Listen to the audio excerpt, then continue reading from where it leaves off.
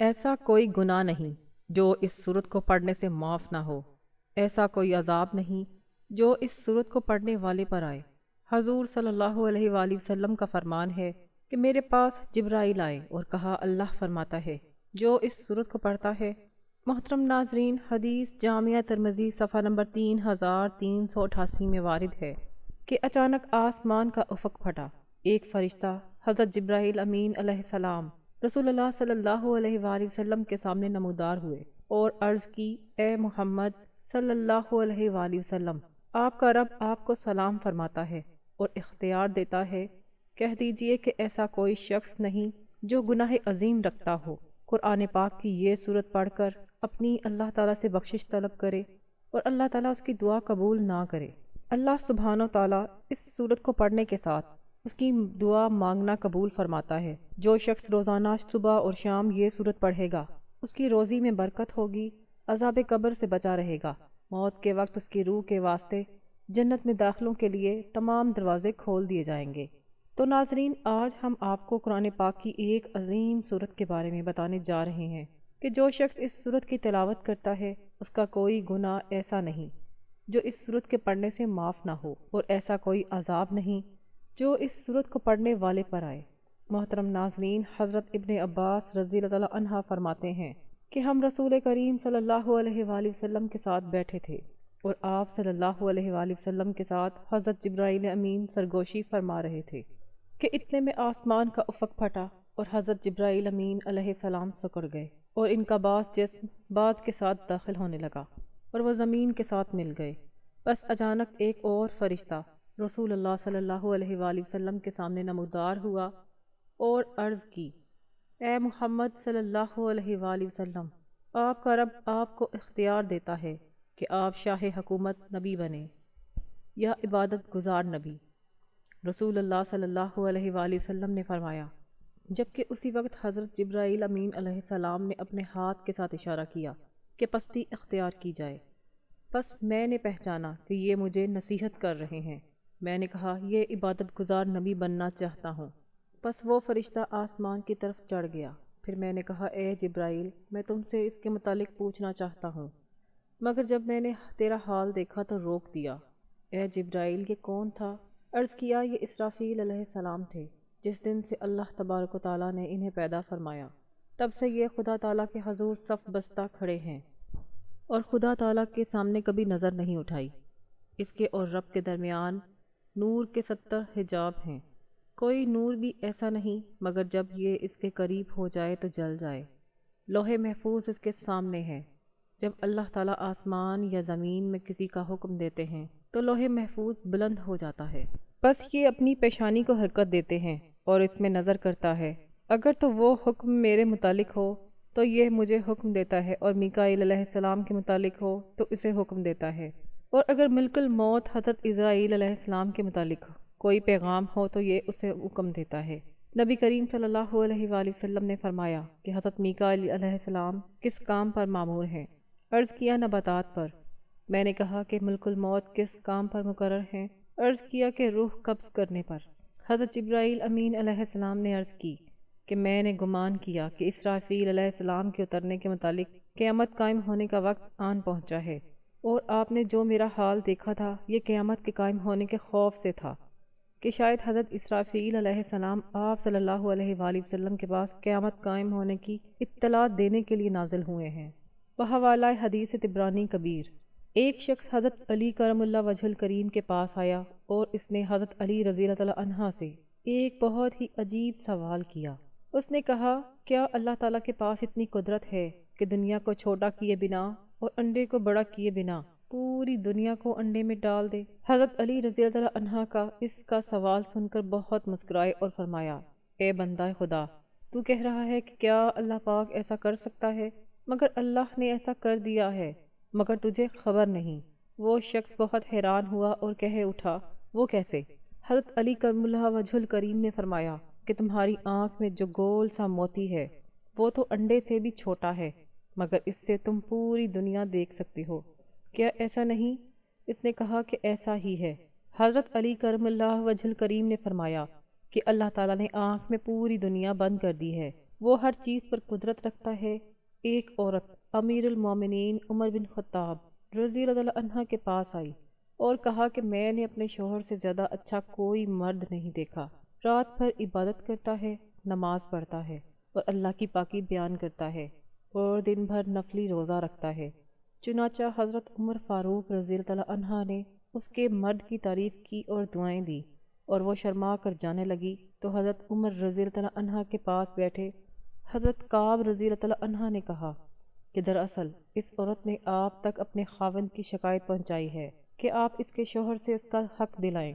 حضرت عمر فاروق رضی اللہ عنہ نے بات کی تہہ تک پہنچتے ہوئے حضرت کعب رضی اللہ عنہ سے ہی فیصلہ کروانے کو کہا، تو انہوں نے کہا کہ اس کے شوہر کو اگر نفلی عبادت کا شوق ہے تو 3 دن نفلی عبادت کے لیے رکھے اور 1 دن اور رات اس پر اس کی بیوی کا حق ہے۔ حضرت عمر فاروق رضی اللہ عنہ اس فیصلے سے بہت خوش ہوئے اور ان کو بصرہ کا قاضی مقرر فرما دیا۔ ایک مرتبہ کا ذکر ہے کہ بنی اسرائیل کی ایک عورت بڑی عابدہ تھی اور بادشاہ کی بیٹی تھی۔ ایک شہزادے نے اس سے منگنی کی درخواست کی تو اس لڑکی نے نکاح کرنے سے انکار کر دیا۔ پھر ایک ملازم سے کہا کہ میرے لیے ایک عابد، زاہد اور نیک آدمی تلاش کرو جو فقیر ہو۔ وہ لونڈی عابد اور زاہد کی تلاش میں نکلی اور ایک عابد زاہد کو لے کر اس شہزادے کی خدمت میں حاضر ہوئی۔ شہزادی نے اس سے پوچھا کہ اگر تم مجھ سے نکاح کرنا چاہتے ہو تو میں تمہارے ساتھ نکاح کرنے کے لیے تیار ہوں اور قاضی کے پاس چلتی ہوں۔ اس نیک شخص نے آمادگی سے کہا کہ تم مجھے اپنے گھر لے چلو۔ وہ بولا کہ اس کمبل کے سوا کوئی چیز میری ملکیت میں نہیں ہے، میں اسے رات کے وقت اوڑھتا ہوں اور دن میں اسے پہنتا ہوں۔ شہزادی نے کہا کہ میں تیرے حال پر راضی ہوں، اور یہ کہہ کر شہزادی اس نیک شخص کے ساتھ چل دی۔ وہ نیک شخص دن بھر محنت مزدوری کرتا اور شام کے لیے اتنا جمع کر لیتا جس سے افطار ہو سکے۔ شہزادی بھی دن بھر روزہ رکھتی اور شام کو افطار کے بعد اللہ تبارک و تعالیٰ کا شکر ادا کرتی اور کہتی اب میں عبادت کے لیے فارغ ہوئی۔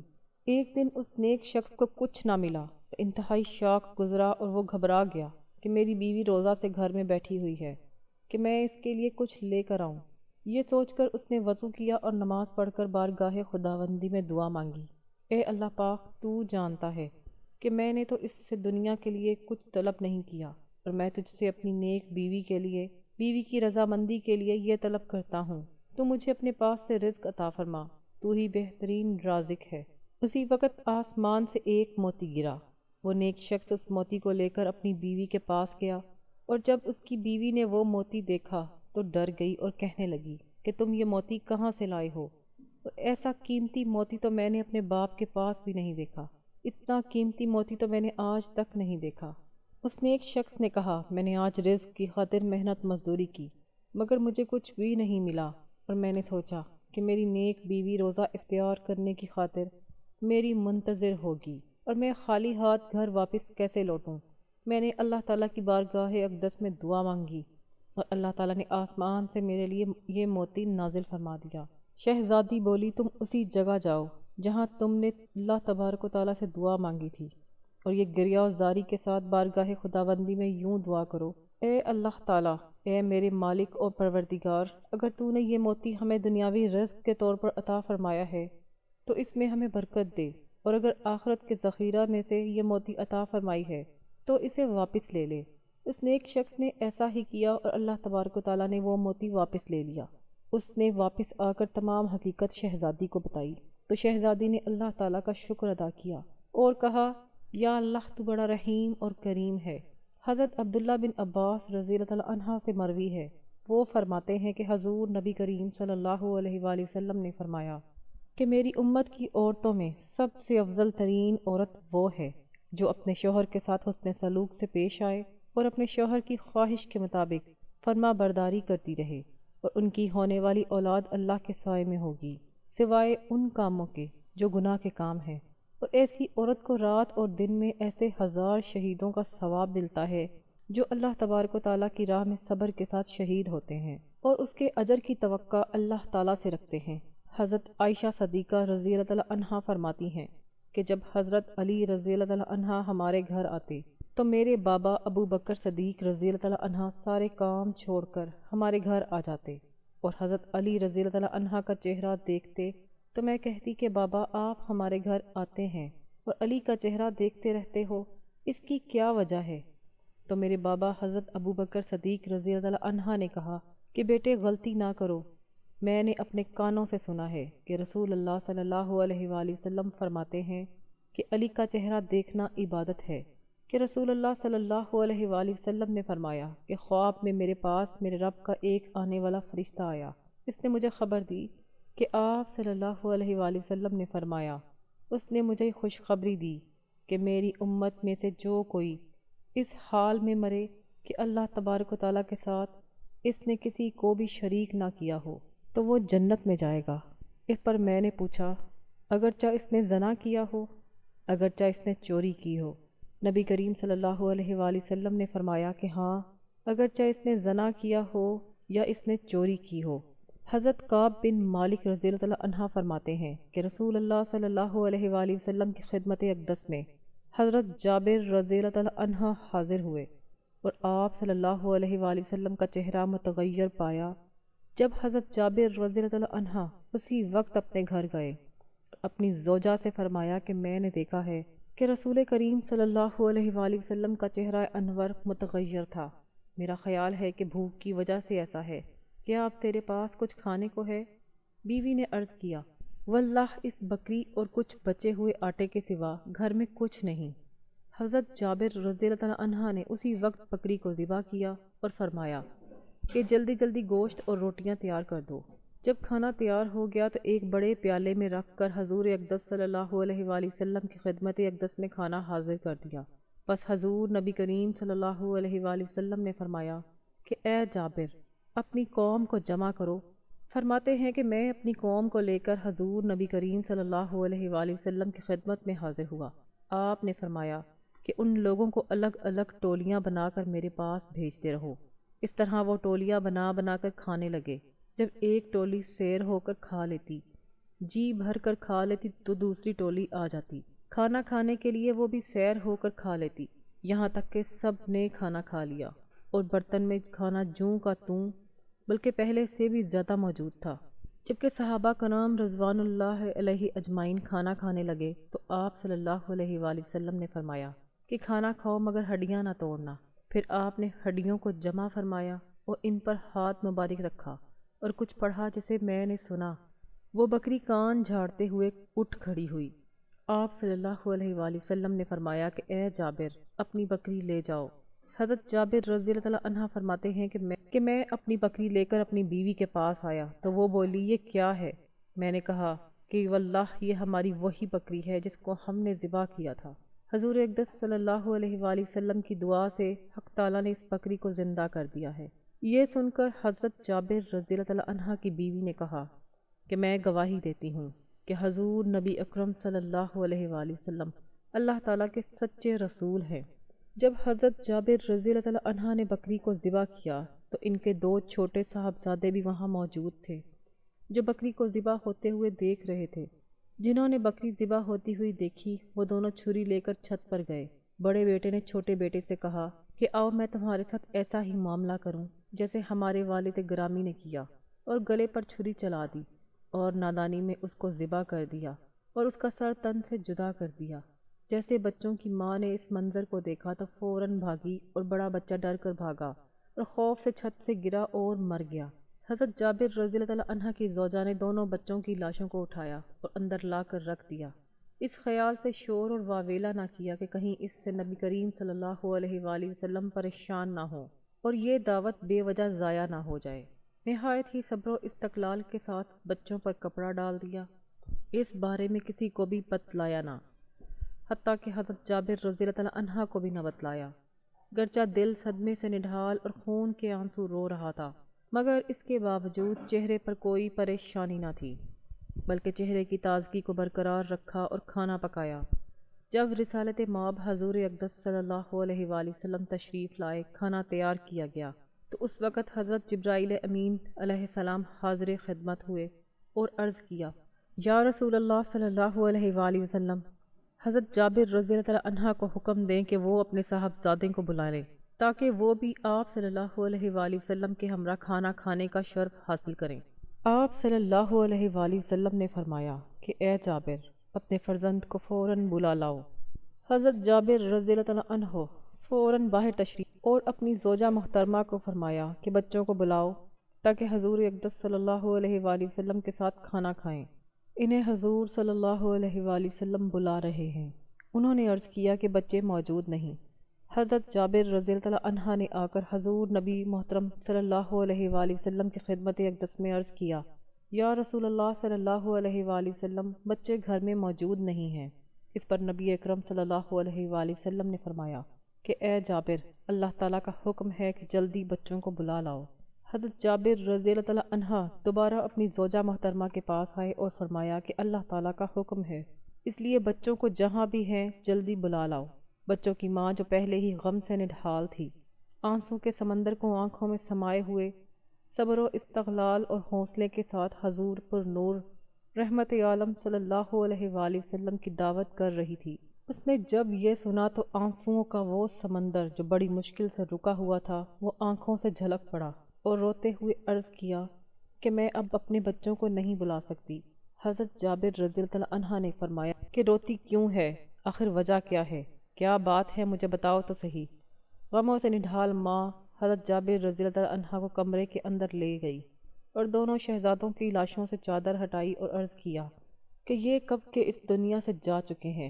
میں تو آپ صلی اللہ علیہ وآلہ وسلم کے آرام کی خاطر بڑے حوصلے اور صبر سے یہ سب کچھ برداشت کر کے خدمت نبی اکرم صلی اللہ علیہ وآلہ وسلم سے اپنی آخرت سنوار رہی تھی تاکہ دعوت کا جو پروگرام ہے وہ خراب نہ ہو۔ جب حضرت جابر رضی اللہ عنہ نے یہ منظر دیکھا تو ان کی آنکھوں سے آنسو جاری ہو گئے، کیونکہ اس سے پہلے آپ رضی اللہ عنہ اس حادثے سے بے خبر تھے۔ دونوں شہزادوں کو اٹھایا اور حضور اقدس صلی اللہ علیہ وآلہ وسلم کی خدمت بابرکت میں حاضر ہوئے اور ماجرا عرض کیا۔ حضرت جابر رضی اللہ عنہ نے دونوں بچوں کی لاشوں کو حضور اقدس صلی اللہ علیہ وآلہ وسلم کے قدموں میں رکھا تو سارا گھر غمزدہ ہو گیا، اور ماں کی ممتا جو پہلے ادب حضور اقدس اور آرام احمد مجتبیٰ صلی اللہ علیہ وآلہ وسلم کے لیے خاموش تھی، زار و قطار رونے لگی۔ اللہ تبارک و تعالیٰ نے حضرت جبرائیل امین علیہ السلام کو حکم دیا کہ جاؤ میرے محبوب کبریا صلی اللہ علیہ وآلہ وسلم کی خدمت میں حاضر ہو کر میرا پیغام دو کہ اے محبوب، دعا آپ فرمائیں، ان کو زندہ ہم کریں گے۔ چنانچہ حضور نبی محترم صلی اللہ علیہ وآلہ وسلم نے اپنے دست مبارک دعا کے لیے بلند کیے، ابھی ہاتھ واپس نہ آئے تھے کہ دونوں شہزادے زندہ ہو کر اٹھ کھڑے ہوئے۔ وہ گھر جو پہلے دونوں صاحبزادوں کی موت سے افسردہ اور غمزدہ تھا، اب خوشی سے پھولے نہ سماتا تھا۔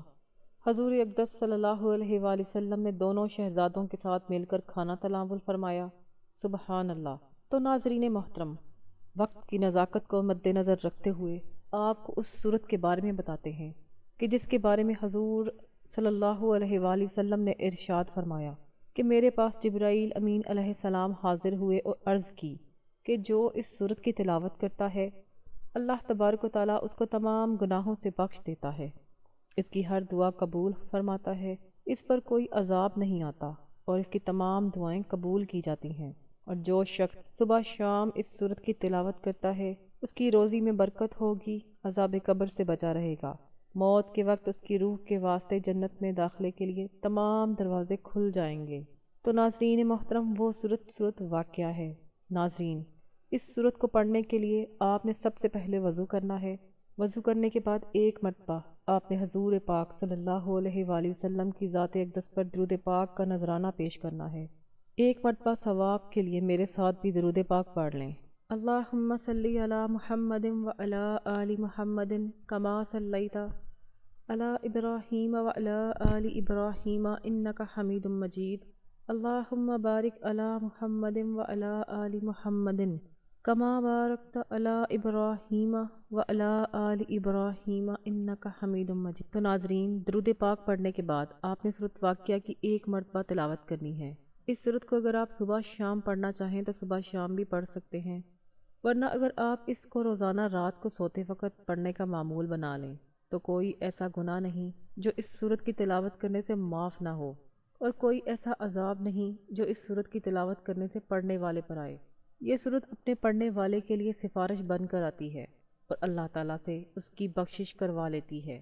اس صورت کی تلاوت کرنے والے کے لیے قبر کی منزلیں آسان کر دی جاتی ہیں، اور یہ صورت اپنے پڑھنے والے کو اللہ تعالیٰ کی بارگاہ میں بخشوانے کے لیے حاضر ہو جاتی ہے، حتیٰ کہ تلاوت کرنے والے کو بخشوا لیتی ہے۔ اس صورت کی روزانہ تلاوت کرنے والے کے لیے عذاب قبر سے اس کو نجات دے دی جاتی ہے، اور موت کے وقت اس کی روح کے واسطے جنت کے تمام داخلے، تمام دروازے کھول دیے جاتے ہیں۔ سبحان اللہ۔ تو ناظرین، آپ نے اس صورت کی تلاوت کا معمول بنانا ہے تاکہ آپ کی دنیا اور آخرت سنور سکے، اور دنیا اور آخرت کی اور قبر کی منزلیں آسان ہوں۔ ناظرین، دعا ہے کہ اللہ تعالیٰ نیکی کی بات کو سننے، سمجھنے اور اس پر عمل کرنے کی توفیق عطا فرمائے۔ میرا سنانا اور آپ کا سننا اپنی بارگاہ الہی میں قبول و منظور فرمائے، آمین۔ ناظرین، گزارش ہے کہ اللہ تبارک و تعالیٰ کے 99 ناموں میں سے کوئی ایک نام لکھ کر کمنٹ سیکشن میں ضرور شیئر کریں۔ اللہ تعالیٰ ہم سب کا حامی و ناصر ہو، آمین۔ جزاک اللہ۔